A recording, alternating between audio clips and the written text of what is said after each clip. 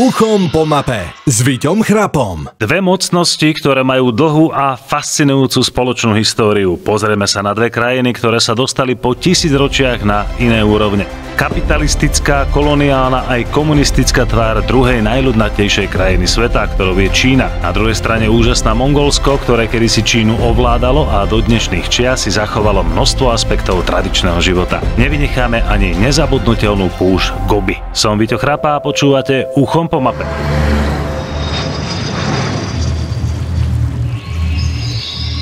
Uchom po mape s Víťom Chrapom. Peking, hlavné mesto Číny, ktoré musíte vidieť. Peking je mesto, ktoré sa nedá porovnať s inou metropolou. Je to svet sám o sebe, jedinečný, kontrolovaný a usporiadaný.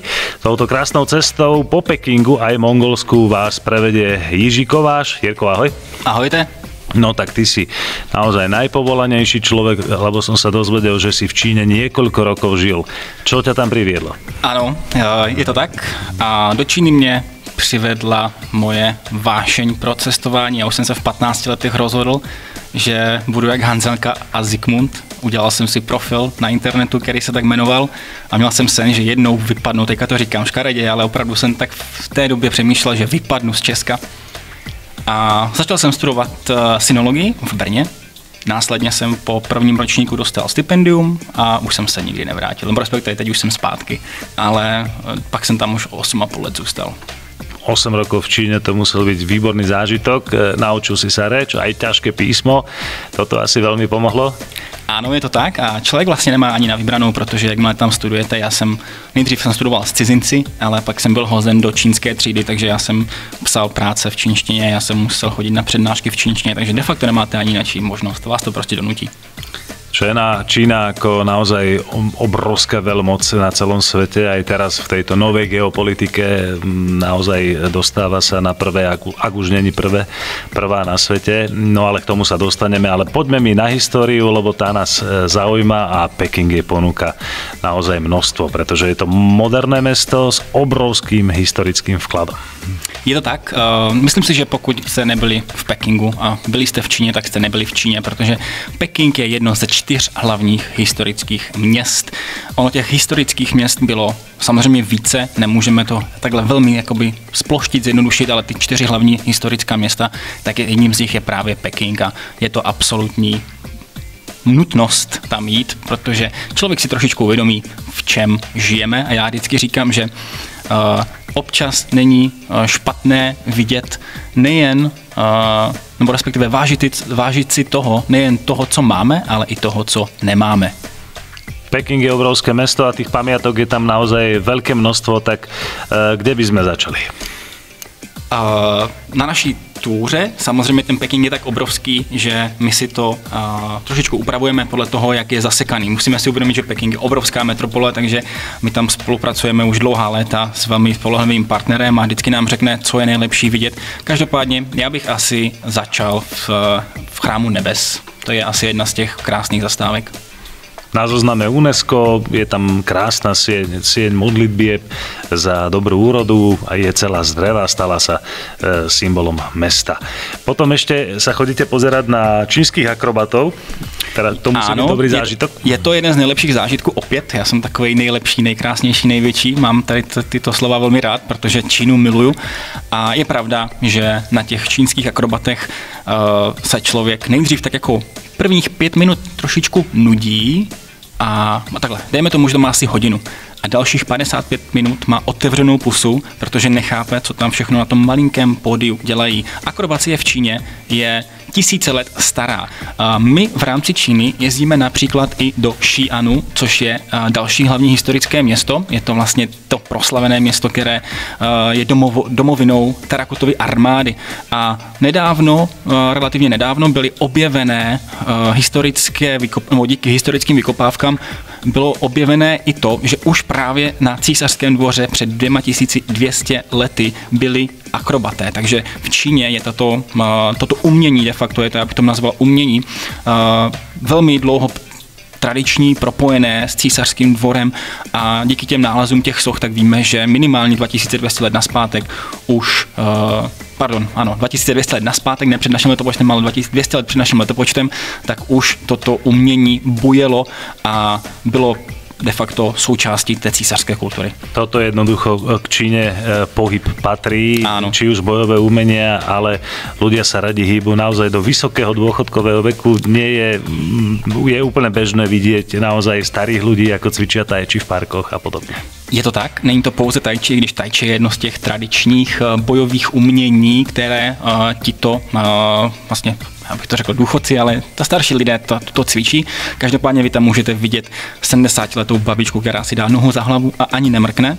Já se vždycky stydím. Já když jsem to poprvé viděl ve svém životě, tak já jsem to viděl v parku u naší univerzity, protože vlastně ta Čína, ona je sice obrovská, ale ta populace se shromažďuje v těch městech, takže ti lidé tam nemají až takové velké vyždí, takže oni maximalizují prostory, minimalizují a maximalizují prostory zároveň, takže a jsou velmi veřejné často. Takže k nám do univerzitního kampusu chodili i právě starší lidé a normálně tam cvičili a k tomu tai chi mám takovou vlastní historku. A měli jsme 70letého pana profesora na vysoké škole, který se rozhodl, že ještě bude učit, tak nás chodil doučovat čínštinu, ti, kteří jsme potřebovali.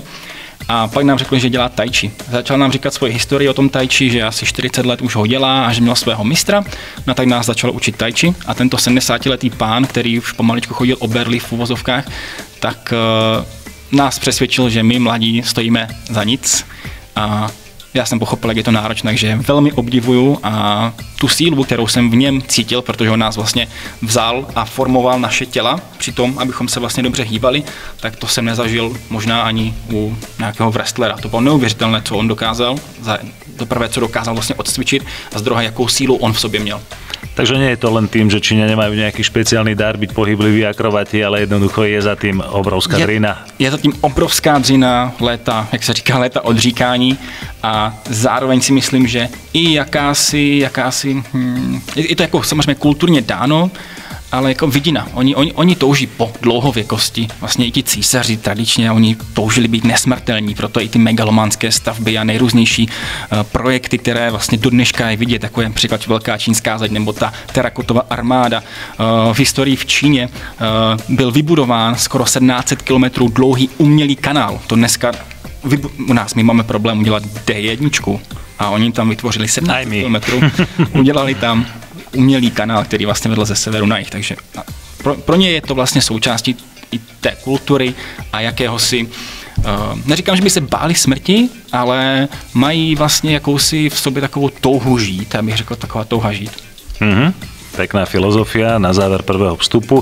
Trošku sme odbehli od tých kultúrnych pamiatok, ale v druhom vstupe ideme na čínsky múr. Počúvate podcast Rádia Viva. Sme v Číne, trošku sme ochutnali Peking, povedali si o akrobatoch, tai chi a Číňanoch, no ale ideme sa teda pozrieť na jednu z najznámejších pamiatok možno celej planéty, pretože Veľký čínsky múr je samozrejme na zozname UNESCO. Je to stavba, ktorá má viac ako 6000 kilometrov, no a niektoré časti sú lepšie zachované, niektoré horšie, no a slúžil na ochranu Číny pred nájazdmi, hlavne zo severu, čiže Mongoli a možno aj iné kmene. Je to tak. A když jsme u těch Mongolů, tak my se dneska budeme bavit i o Mongolsku. Každopádně oni je nazývali v historii Xiongnu. A de facto to Xiongnu, tedy je to historický termín, dalo by se říct, že to byly nejdříve Hunové a až následně vlastně proti Mongolům. Tudíž my se dostáváme ne do té mingské velké čínské zdi, která je dneska vlastně taková ta nejkrásnější, největší, ona je stále jedna, ale jakoby ta nejvíce zachovala, ale my se dostáváme do velmi dávné historie, kdy těch čínských zdí bylo několik a nebyla pouze jedna. Takže jednotlivá ta království, které v Číně vlastně předtím, než byla Čína unifikována, byla, tak stavili svoje velké čínské zdi. A dalo by se říci, že celá ta délka může mít až 20 000 kilometrů. Takže kdybychom to unifikovali, kdybychom to sjednotili, tak dnešní čínská zeď samozřejmě je, ty jsi říkal, 6 000 kilometrů. Jsou i údaje kolem 8 000 kilometrů, která vlastně té jednolité zdi, která by se dala vlastně zmapovat, ale celkově máme 20 000 kilometrů čínských zdí historicky daných. A byly to zdi, ať už teda kamenné, ať už tedy přímo z cihel, protože ty cihly, já se k tomu pak vrátím samozřejmě, třeba v dalším vstupu, a ať už jsou teda jako z cihel, anebo úplně jednoduše vytvořené z přírodních materiálů, takže dneska my ty zdi můžeme vidět z vesmíru. My, když je zkoumáme, nebo ne my, ale když je vlastně čínští a zahraniční věci, protože se na tom samozřejmě podílí i další věci z celé planety, když je hledají, tak oni vlastně satelitními snímky porovnávají vlastně terén a hledají a do dneška tam jsou vidět viditelné, jasně dané přímky nebo linie, kde ta velká čínská zeď byla a právě protože když to bylo z toho přírodního materiálu, tak se nezachovali, ale my víme, že tam byli a že fungovali už předtím, než my jsme vlastně tady, nebo dříve, než my jsme zvyklí nebo známe tu velkou čínskou zeď, která je dneska zachovaná a spravována a postupně se rekonstruuje. Áno, není to ďaleko, alebo teda tá časť čínskeho múru nie je ďaleko od Pekingu, takže určite treba zájsť na takýto výlet, no a poďme trošku tak emočne podpísať, ako vyzerá prechádzka po múre, čo človek prežíva, čo človek vidí, aká je tam príroda. To je velmi zvláštní otázka, protože my teda takhle začneme u toho, co děláme, protože my se snažíme opět maximalizovat ten zážitek, takže my chodíme do asi hodinka a čtvrt vzdálené části krásně opravené čínské zdi, kde jenom přijedete, zastavíte na parkovišti, bim, 150 metrů a de facto se můžete procházet na zdi. No a ty zážitky jsou nepopsatelné, samozřejmě, když tam jste poprvé a naposledy, jako třeba někteří klienti, protože nemají to štěstí pracovat pro Bubo a být tam třeba 8krát za sezónu, tak jsou dechberoucí. A když jsem byl poprvé, tak jsem vlastně ani nevěřil svým vlastním očím a absolutně jsem si nedokázal představit, že tohle má 8000 kilometrů a že to vůbec někdo mohl vystavět. Stejně tak, jako když se třeba v Pekingu chodí do zakázaného města nebo do toho Tiantan, do toho chrámu nebes. To jsou tak obrovské megalomanské stavby, že člověk si prostě musí, jak se říká, já to řeknu tak jako lidově, na půl sednout na zadek, chvilku si tam pomeditovat, pochopit vlastně, jak obrovská ta říše byla, jak neuvěřitelně logisticky dokonale musela fungovat. Nejenom na ty stavby uvnitř města, ale právě na tyto monstrózní projekty, které vedou po horách. Vlastně vy tam jste v horách, vy jste kolem 1000 metrů nad mořem a ta velká čínská zeď, ona se táhne, ne, že by si vybrali tu nejlepší možnou cestu, ne. Chlapci to stavili prostě kadě-tadě, jak se říká u vás, a museli tam ty lidi nahnat a museli to postavit. Takže to je mráz po zádech, to jsou neuvěřitelné. Já si tam vždycky představuju, protože říkám, já mám to štěstí, že tam můžu chodit vícekrát, já si tam představuju ty životní příběhy, já si tam představuju ty mini městečka, která tam vznikala a musela tam vznikat, já si tam představuju ty pece, ze kterých se dělaly ty cihly a de facto ono se říká, že ještě horké šli na stavbu, samozřejmě dneska už je to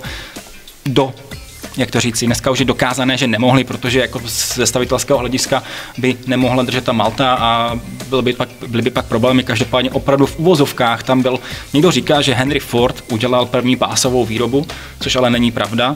Já si myslím, že Číňané udělali první pásovou výrobu a bylo to i díky těm projektům velké čínské, díky projektům, jako je velká čínská zeď. Takže tam vás to nadchne, tam vás to absolutně pohltí. Samozřejmě vás pak pohltí ta procházka, protože my máme právě tu hornatou část, takže vás na hodinku a půl jste trošičku zadýchaní, musíte se vyškrábat postupně do těch jednotlivých pater, na ty jednotlivé hlásky nebo na ty jednotlivé stanice, kde byly vlastně ty vojenské posádky, které tam střežily tu velkou čínskou zeď, tak se tam jako, trošku musíte si to zasloužit, ten zážitek, ale já si myslím, že to absolutně stojí za to a já jsem vždycky rád, že tam můžu jít už třeba i po 15.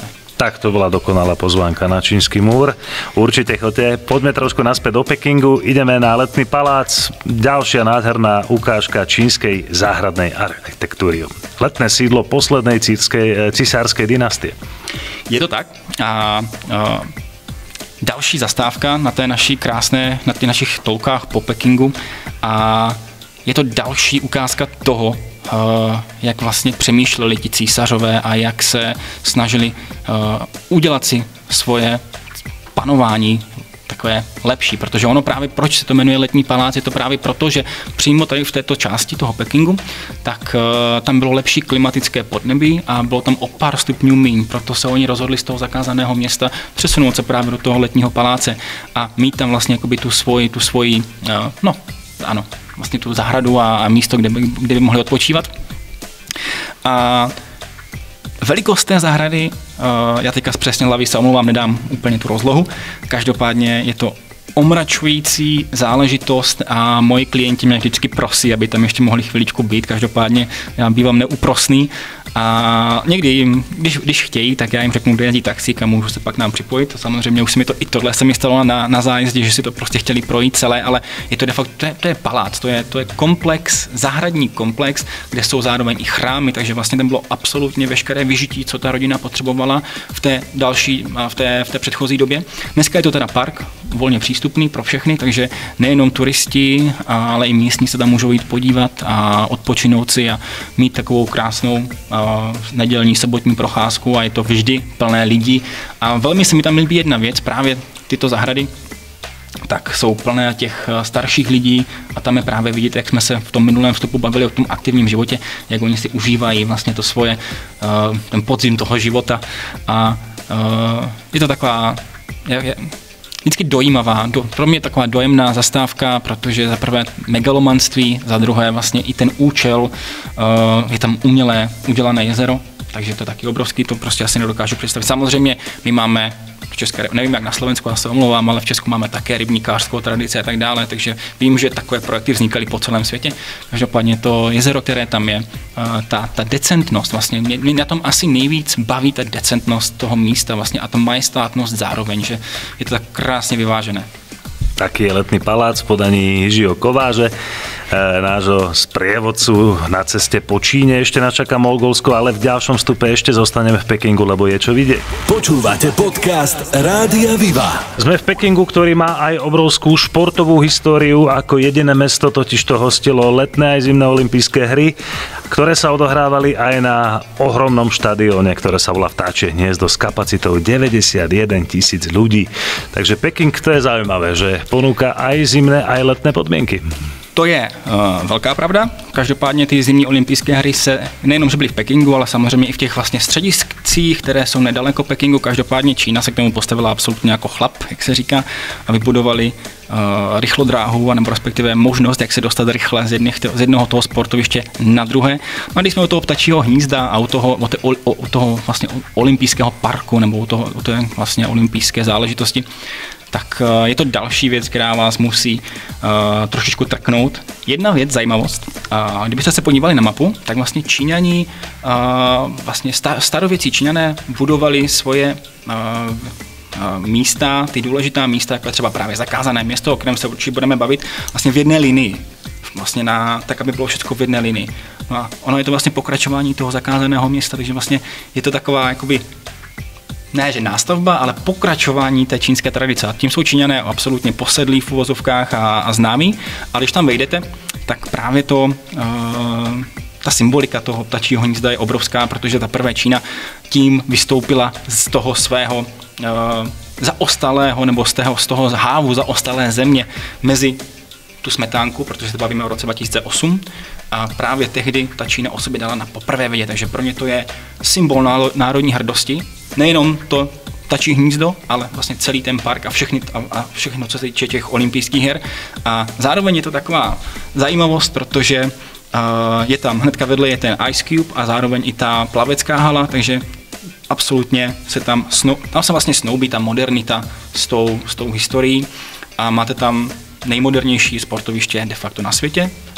Další věc, že to nestalo až tolik peněz, takže vlastně oni dokázali za minimum financí postavit dokonalé sportoviště, které vlastně do dneška můžou sloužit. No a když jsme u toho ptačího hnízda, a už se k němu opravdu dostávám, tak nevím, jestli vám říká něco jméno Ai Weiwei.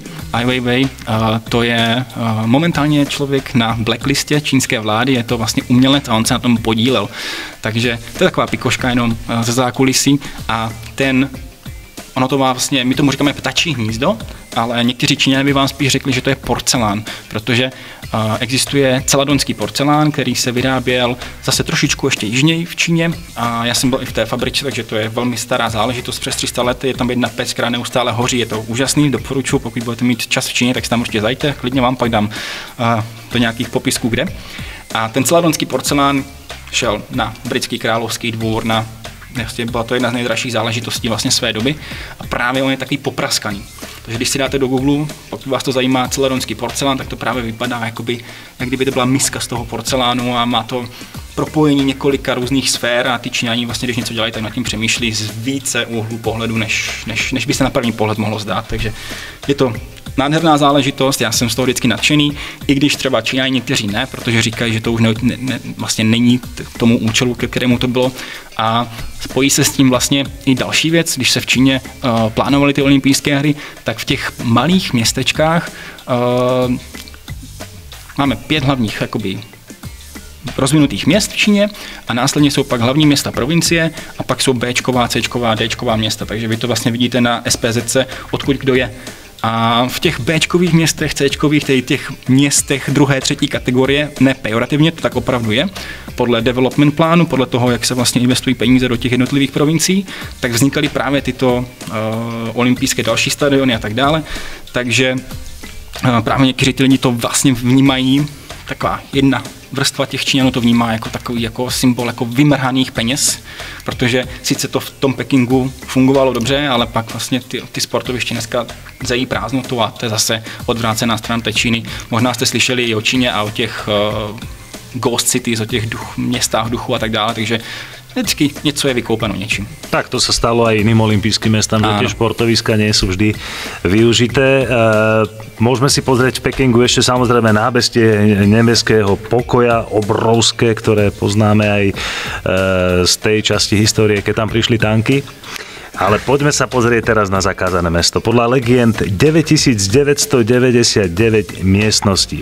Prečo je zakázané a ako prebieha návšteva takéto pamiatky? Ano, je to zakázané město, každopádně opět jsme v Lidové republice, ČLR, Čínská lidová republika, takže všechno je všech. Víme, jaký systém a jaký režim tam funguje, takže dneska je volně přístupný, pokud nejsou nějaké svátky nebo něco, to pak v Pekingu máte, to jsme se taky, nebo zmiňoval si to na začátku, že Peking je velmi hlídané město, takže vy, než se do toho zakázaného města dostanete, tak musíte projít absolutním martyriem několika kontrol a když je nějaká akce v Pekingu nebo nějaká státní návštěva, no tak to nemáte vůbec šanci se nikam dostat, ale když se tam dostanete a máte to štěstí, jakože my ho 99,9% máme,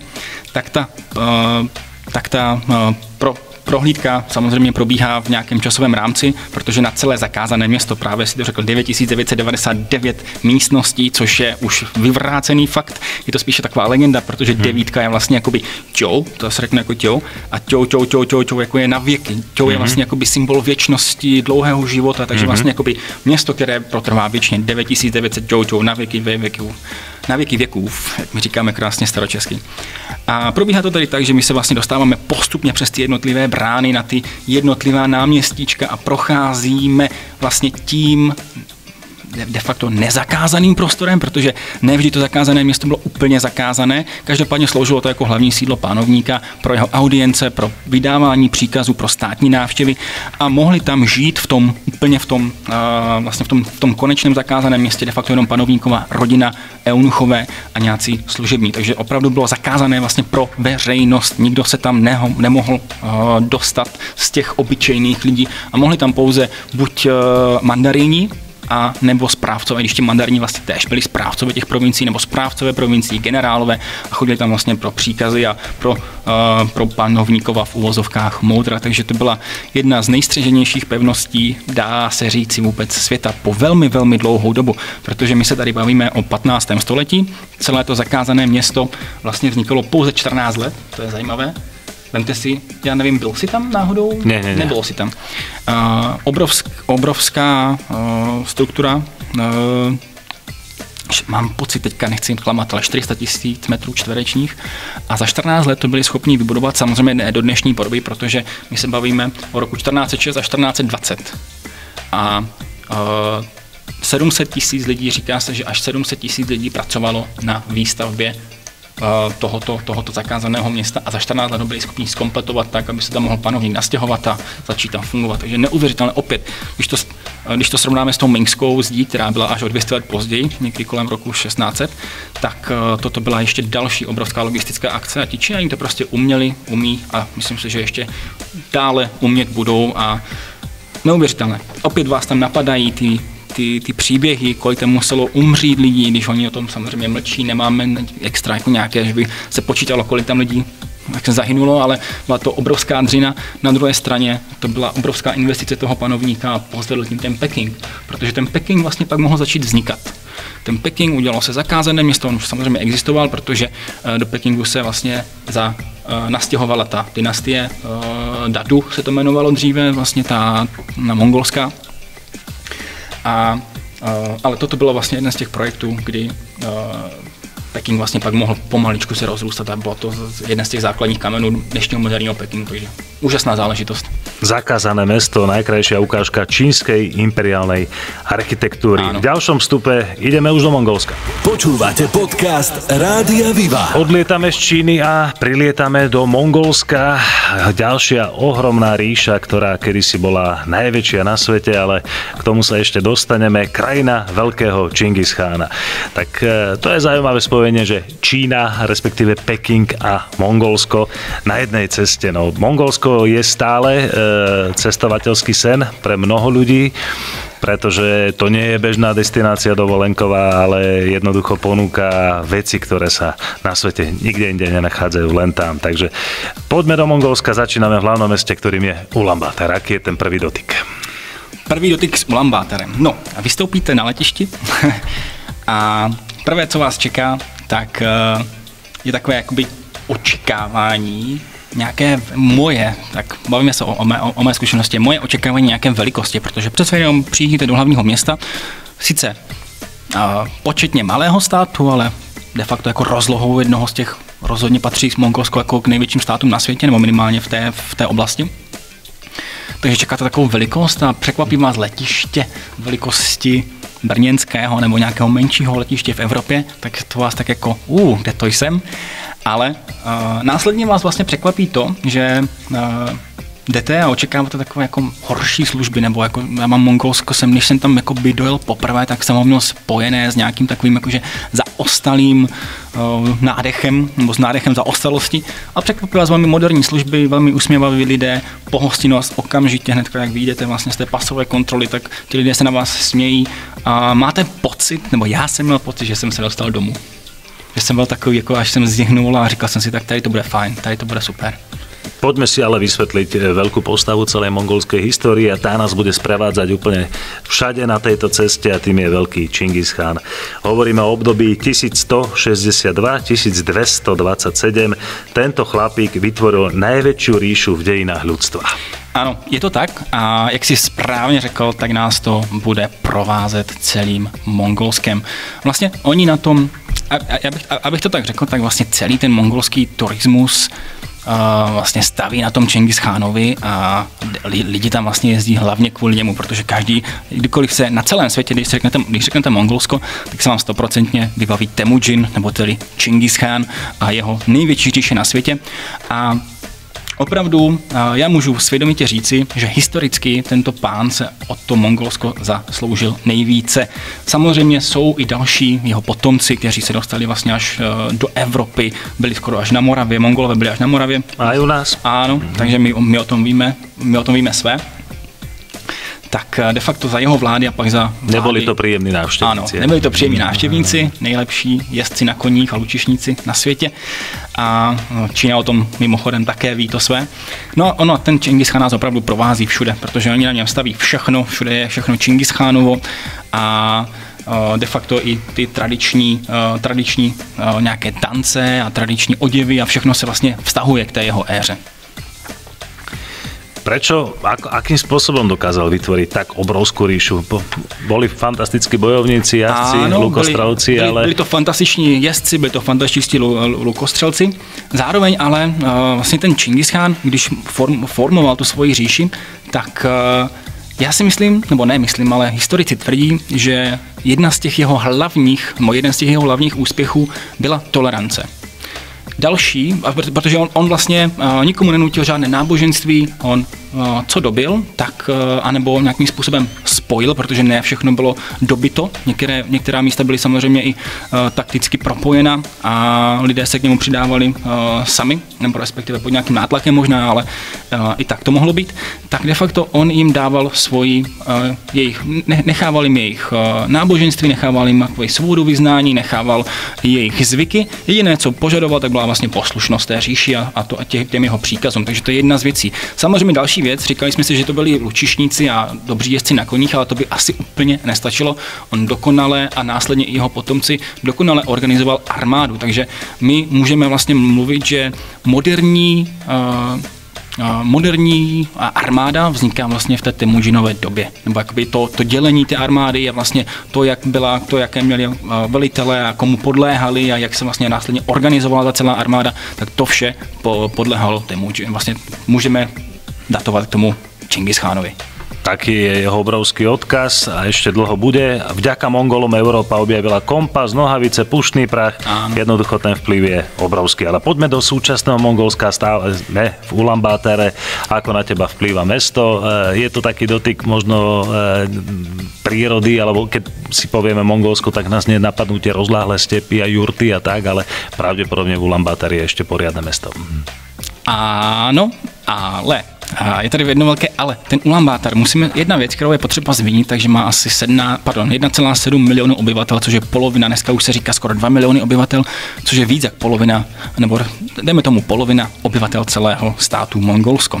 Takže opravdu je to město, které nabízí veškeré výdobytky moderního města, na které se můžete vzpomenout. Špatná věc je na tom to, že na to musíte mít peníze. Pro nás to není vůbec drahé, ale pro místní to je drahé. A když jsme teda u té modernity, nebo jak to na člověka působí, tak musíme si přiznat jednu věc. Mongolsko má velmi špatnou polohu. Velmi špatnou. Když se podíváme na mapu světa, tak prostě vidíte, že nahoře je Rusko, dole je Čína. Takže se mu říká vlastně takový trpaslík mezi medvědem a drakem, což tak prostě je, a jsou velmi ovlivňováni těmito dvěma státy a neví vlastně kam se na té politické, oni se snaží být neutrální, každopádně je tam jasný vliv od obou států a ten čínský momentálně mnohem více sílí. A to je vidět v Ulaanbaataru, takže v Ulaanbaataru potkáte velkou početnou skupinu Číňanů, kteří tam dělají biznis. To je jedna z věcí, které si já všimnu, protože já to poznám podle jazyka.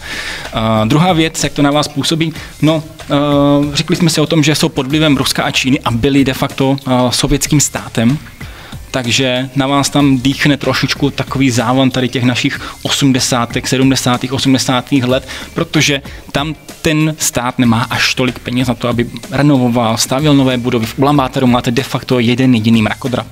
Jo, já neříkám, že mrakodrap musí být nějakým ukazatelem úspěchu nebo nějaké rozvinutosti toho státu. Každopádně je to vyloženě jeden jediný mrakodrap, který je na Sukbatar Square, tedy na Sukbatarově náměstí, na které je i krásná socha Čingischána mimochodem. A to vás trošičku jakoby zarazí a dýchá na vás to socialismus ze všech koutů. Každopádně, jakmile vejdete do nějaké budovy, tak absolutně už jste v jiném světě. A vlastně ty vnitřky jsou renovované, takže je to takový sovětsko-moderní styl, který vás tak jako zaskočí, ale myslím si, že mile spíš, protože pak jak vlastně vedete dovnitř a s tím vcházením dovnitř si myslím, že se dá říct i o těch Mongolích, že jakmile k ním vejdete dovnitř do toho jejich srdcem, já jsem tam měl pak možnost tam být nejenom s lidmi na zájezdě, ale pak si to cestovat i sám a mít tam kamarády, takže jakmile vy si je vlastně v uvozovkách jako tak spřátelíte, tak jste vlastně úplně jiném světě. Sú Mongoli veľmi odlišní typologicky od Číňan? Absolutně. Myslíš teďka vzhledově? Vzhledově, ano. Ano, já je poznám. Já si dovolím tvrdit, že já je poznám, každopádně to se dá říct tak těžká otázka, ale ano, za mě ano. Typologicky ano a samozřejmě kulturně jsou absolutně někde jinde. Když se navzájem ovlivňovali velmi dlouho, tak ta kultura, kterou oni vlastně přejali nejdříve Číňani od nich, následně je pohltili zpátky ty Mongoly, takže se po staletí se ovlivňovali, tak oni se od toho snaží odprostit a tu Čínu, ať to neřeknu škaredě, ale je to tak, ta vzdělanější vrstva Mongolů, tak tu Čínu nevnímá úplně jako dobrýho bráchu a snaží se jakoby dát najevo to mongolství. A já jsem tam zažil takové, a i naši klienti, protože my jsme měli úžasného místního průvodce, tak my jsme tam zažili právě takovou jako revival, takový jako obrození toho mongolství. Oni se o to velmi snaží a jsou na to velmi hrdí, na tu svoji historii a snaží se vlastně být více Mongoli než těmi Číňanmi, kteří je nějakým způsobem ovlivňovali v té historii. Ani sa nečudujeme, veď sme hovorili o tom, že kam až mongolská ríša veľkého Čingischána siahala. Táto krajina ponúka ale oveľa viac, napríklad aj púšť Gobi. Počúvate podcast Rádia Viva. Sme v Mongolsku, pozreli sme si hlavné mesto, ktorým je Ulaanbaatar, ale ako som povedal, táto krajina ponúka aj úžasnú prírodu. Niekto tam chodí kvôli horám, riekam, jurtám, koňom, ale aj napríklad kvôli púšti Gobi. Je to druhá najväčšia púšť Ázie, má rozlohu vyše 1,5 milióna kilometrov, čiže to je naozaj obrovské územie.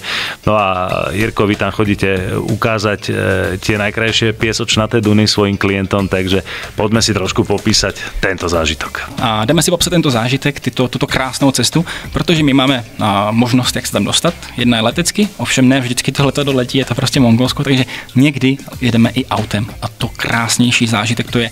Takže my se z Ulaanbaataru, z toho krásného vevnitř modernizovaného města dostáváme přes nic. Musíme si uvědomit, že Mongolsko, jak jsem říkal, tak naprosto polovina populace bydlí v Ulaanbaataru. My 1,7 až 2 miliony obyvatel, podle toho, jestli k tomu počítáme ty gerové oblasti. Ger je vlastně po mongolský jurta, oni tomu neříkají jurta, oni tomu říkají ger. A druhé největší město mongolská je Erdenet. To je 100 000 obyvatel, takže vidíte tu propast. To je úplně někde jinde, ale cestou vlastně do té Gobi tak potkáváte to, co asi chcete vidět. To jsou ty planiny, to jsou ty pouště, už polopouště a obrovská stáda koz, obrovská stáda nádherných velbloudů, obrovská stáda koní, takže už jenom ta cesta je zážitek a my se snažíme zastavovat, kde to jde, protože to prostě vidíte a je tam asi nejlepší taková možnost vidět, jak se ta krajina mění, protože vy se opravdu vlastně z těch hor, protože Ulaanbaatar je nejstudenější hlavní město na světě. To je prostě daný fakt, tam jsou nejstudenější zimy, prostě tam se přes zimu ani nevyplatí podle mě jezdit, jako samozřejmě kdo to chce zažít, tak ať tam jede. Ale vy se dostáváte vlastně z toho nejstudenějšího místa, skoro neříkám, že v Mongolsku, ale toho obývaného na jih do toho Gobi a tam se vám ta krajina mění před očima. Záleží na tom, kdy tam jedete, někdy se vám pomaličku začíná zelenat, někdy už je někdy ty pastviny už jsou celé zelené, ale 100% to stojí za to. No a do toho Gobi pak, jak se dostanete, tak to je nevím, jak to ani popsat. Mm-hmm. No. Pokud máte rádi nicotu, prázdnotu a vyžíváte se v těchto pocitech vlastně, že cítíte se tam jako král světa de facto, protože máte před sebou planinu a chcete se jenom rozeběhnout, anebo písečné dudy, protože ta Gobi není jenom o pouštích, nebo jenom o těch písečných dudách, a ta Gobi je opravdu obrovská, takže vy tam máte pocit, že máte vše, to je jak rajská zahrada, vy tam máte možnost vidět od zelených částí a přes písečné duny po oázy, je to nádhera. No niektoré duny majú údajne až 800 metrov. Áno. Viem dobre, ako ťažké je šlapať po takej dune, keď ten piesok stále uteká pod nohami. Dávate si aj takéto treky? Dáváme si takové treky, jezdíme vlastně k těm nejkrásnějším zpívajícím dunám, které vlastně, když máte štěstí, tak to je, když startuje Boeing, anebo když oni říkají zpívající duny. Každopádně ono to je spíš takové, mě to nejvíc připomínalo ten hrdelní mongolský zpěv, takový to úplně, takový to bručivé startování letadla. A ano, chodíme tam a máme na to třeba i 2 hodinky, takže si vyšlapeme tu dunu a krásně se pak dá seběhnout, někdy se dá i sjet, pronajímají tam za pár $, je to zážitek, ale musíte přesně vědět, udělat si těžiště těla, takové ty boby nebo lopaty, jak se jezdí na sněhu, takže to můžete sjet tu dunu. Sandboarding. Ano, takže to je jako takový zážitek. A těm zážitkům tam patří samozřejmě, pokud se necítíte úplně jít pěšky, tak pod tu dunu, ponad tu dunu, tak se můžete nechat svést i na Velbloudovi, což je taky určitě zážitek. Není to, jak když jedete tady na Matějské pouti na Velbloudovi, je to prostě autentičtější a vkráčíte tam tak na půl právě už těm Mongolům, protože ten zájezd je koncipován, že opět je to nabité zážitky, ale jako turista nebo jako cestovatel máte možnost si tam dát i s nimi oběd a opravdu zažijete tu autentickou kuchyni těch Mongolů. Prostě Mongolové jsou, jestli jsem někdy byl, tak Afrika jsou masožrouti a Mongolové jsou masožrouti a samozřejmě k tomu patří to skopové, patří k tomu ten velbloud, patří k tomu samozřejmě cokoliv, co choví, takže i koňské maso se tam dá sníst. Je toho velká spousta, co se dá ochutnat a tam to máte vyloženě velmi v přírodní a velmi dobré formě podáno, takže A môžeme to všetko zapiť kumisom z ťavieho mlieka, čo je fermentované ťavie mlieko. Áno. Ako to chutí? Já bych vám to velmi rád popsal, ale to je něco tak zvláštního, že se ani nedá. Každopádně, takhle, já vám to povím upřímně.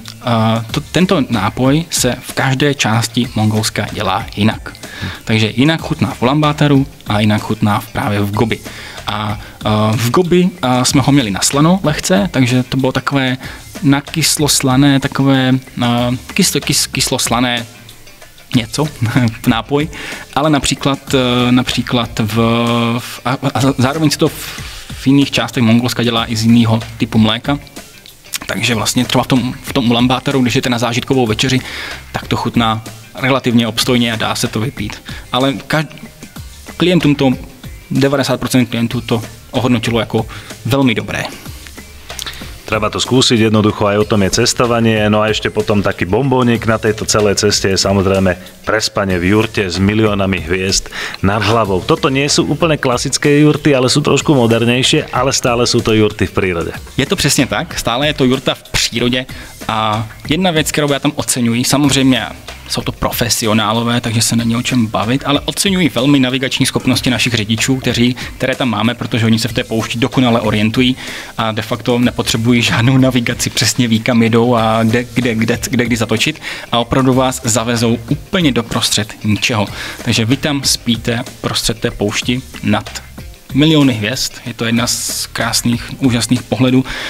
Jednou jsem byl tak odvážný, že jsem se odvážil spát venku a ve 2 ráno mě probudila větrná bouře, takže jsem to vzdal a musel jsem do té jurty, ale ta jurta, jak jsi říkal, tak je to stále jurta, je to ger, tedy správně po mongolsku je to ger a je to zmodernizované, takže ty klienti mají maximální komfort, maximální pohodlí, co se týče i sprchy, záchodu, je to vlastně velmi dobře vymyšlené, ale jste stále v té přírodě a můžete si dát procházku noční tmou, kde nevidíte ani vlastně, když natáhnete ruku před sebe, tak vy tam de facto nevidíte skoro ani tu ruku. To je fakt taková tma, když teda nesvítí, když není úplně nebo něco, tak tam tak nádherná tma, že se rádi ztratíte. Já si myslím, že to mongolské je trošičku o tom ztrácení se, nejenom v té krajině, ale i v sobě, protože se tam pohroužíte do toho svého já, máte tam čas, což na bubozájezdech není moc časté, protože my se to snažíme mít narvané a tam ten čas je. Například i na těch dunách, jak jsme se bavili v tom minulém vstupu, tak na těch dunách taky vystoupíte na tu dunu a vy vlastně ani nevíte, co vás čeká, ale vy, jak si tu dunu vystoupíte, tak vás tam ohromí dalších asi 1000 dun, které jsou před vámi. A díky tomu, že my chodíme k těm nejvyšším, tak vy jste vlastně na vrcholu toho všeho. A to platí v té hvězdné noci, takže pokud se rádi ztrácíte a rádi přemýšlíte o tom, co u nás je, není a co bychom mohli mít lepšího nebo horšího, tak se jděte podívat do Mongolska a myslím, že trošku ten váš názor, světonázor se malinko může změnit právě tam. Pekné slova na záver povedal Jiří Kováč. Ďakujem, že si prišiel. Ja ďakujem za pozvání a přeji vám krásný den. Počúvali ste Uchom po mape a cestujte.